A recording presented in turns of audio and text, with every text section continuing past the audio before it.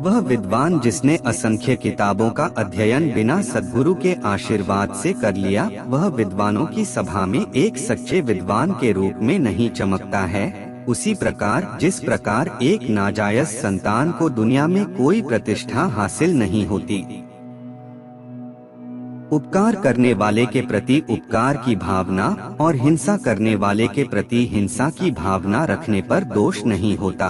दुर्जन के प्रति दुष्टता का आचरण करना चाहिए, वही अच्छा होता है। जो बहुत दूर है, जो कठिनता से होने वाला है और जो बहुत ऊंचाई पर स्थित है, वह सब कुछ तप के द्वारा सिद्ध हो सकता है, क्योंकि तप की शक्ति प्रबल होती है। लोभ से बड़ा दुर्गुण क्या हो सकता है?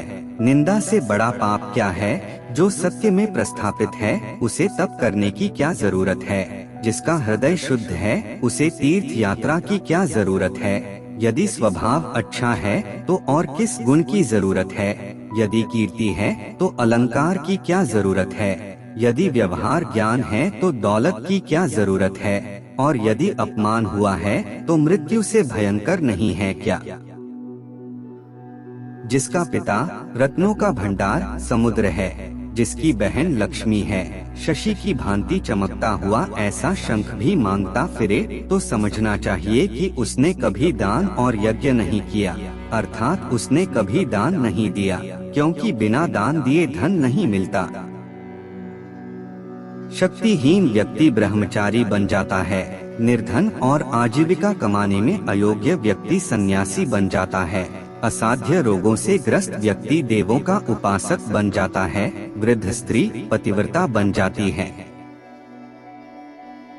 अन्न और जल की भांति और कोई दान नहीं है, द्वादशी के समान कोई तिथि नहीं है, गायत्री मंत्र से बढ़कर कोई मंत्र नहीं है, और माता से श्रेष्ठ कोई देवता नहीं है। सर्प के दांत में, मक्खी के मस्तक में, बिच्छू की पूंछ में विष होता है, किंतु दुष्ट मनुष्य के अंगन में विष भरा रहता है। पति की आज्ञा के बिना उपवास इत्यादि करने वाली स्त्री पति की आयु को नष्ट करती है और स्वयं भी नरक में जाती है। वह महान कष्ट उठाती है तथा दुख भोगती है। स्त्री विभिन्न प्रकार के दान देने से, सैकड़ों उपवास करने से और सैकड़ों तीर्थों का सेवन करने से भी वैसी शुद्ध नहीं होती जैसी वह पति का चरणोदक लेने से और चरण सेवा करने से पवित्र होती है। हाथ की शोभा गहनों से नहीं दान देने से है, चंदन का लेप लगाने से नहीं जल से नहाने से निर्मलता आती है। एक व्यक्ति भोजन खिलाने से नहीं सम्मान देने से संतुष्ट होता है। मुक्ति खुद को सजाने से नहीं होती, आध्यात्मिक ज्ञान को जगाने से होती है। नाई के घर पर जाकर बाल बनाना, पत्थर पर चंदन आदि सुगंधित द्रव्य लगाना और अपने रूप प्रतिबिंब को जल में देखना, ये कार्य इंद्र की शोभा को भी नष्ट कर देते हैं। कुंदरू शीघ्र ही बुद्धि को नष्ट करने वाला है, वट शीघ्र ही बुद्धि को बढ़ाने वाली है, स्त्री शीघ्र शक्ति को हरण करने वाली है और दूध अतिशीघ्र बल प्रदान करने वाला है। यदि घर में सुंदर सती साध्वी पत्नी है और पर्याप्त धन संपत्ति है, विनयशील पुत्र है और यदि पुत्र के घर भी पुत्र की उत्पत्ति हो गई है, तो स्वर्ग में इससे अधिक क्या मिलेगा।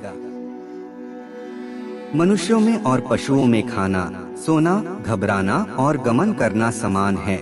मनुष्य अन्य प्राणियों से श्रेष्ठ है तो विवेक और ज्ञान के कारण, इसलिए जिन मनुष्यों में ज्ञान नहीं है वे पशु के समान हैं। यदि मदांध बुद्धि हाथी अपने माथे से टपकने वाले रस को पीने वाले भौरों को कान हिलाकर उड़ा देता है, तो भौरों का कुछ नहीं जाता, वे कमल से भरे हुए तालाब की ओर खुशी से चले जाते हैं। हाथी के माथे का श्रृंगार कम हो जाता है। राजा, वेश्या, यमराज, अग्नि, चोर, बालक तथा याचक और 8वां ग्रामकंटक ये दूसरे के दुख को नहीं जानते। हे केतकी, यद्यपि तू सर्पों का घर है, फलों से रहित है, तुझ में कांटे हैं, साथ ही टेढ़ी भी है। तू पैदा भी कीचड़ में होती है, तू मिलती भी मुश्किल से है। इतना सब कुछ होने पर भी तू अपने सुगंध और गुण की वजह से सब प्राणियों की प्रिय बन रही है। इससे पता चलता है कि एक गुण सारे दोषों को नष्ट कर देता है। जवानी, धन संपत्ति की अधिकता, अधिकार और विवेकहीनता, इन चारों में से प्रत्येक बात अकेली ही मनुष्य को नष्ट करने के लिए पर्याप्त है। परंतु यदि कहीं ये चारों इकट्ठे हों, अर्थात मनुष्य युवा भी हो, उसके पास पैसा भी हो और वह अपनी इच्छानुसार काम करने वाला भी हो, और फिर दुर्भाग्यवश उसमें विचार बुद्धि भी न हो, तो मनुष्य का विनाश होने में एक पल भी नहीं लगता। जिन सज्जन पुरुषों के हृदय में परोपकार करने की भावना सदा जागृत रहती है, उनकी आपत्तियां नष्ट हो जाती हैं और प्रत्येक कदम पर संपत्ति की प्राप्ति होती है।